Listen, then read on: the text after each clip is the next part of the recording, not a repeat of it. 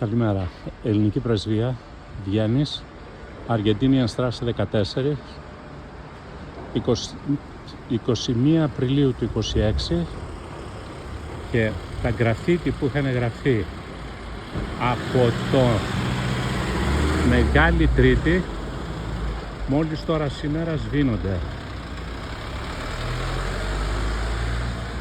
Άσχετα με το ποιος έγραψε τα γκραφίτι, η σημασία έχει ότι αυτά έπρεπε να έχουν σβήσει πριν.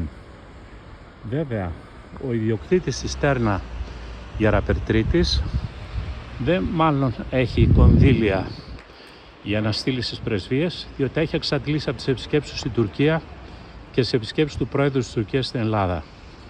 Μεγάλο έσχος και χάλι για την Ελληνική Πρεσβεία.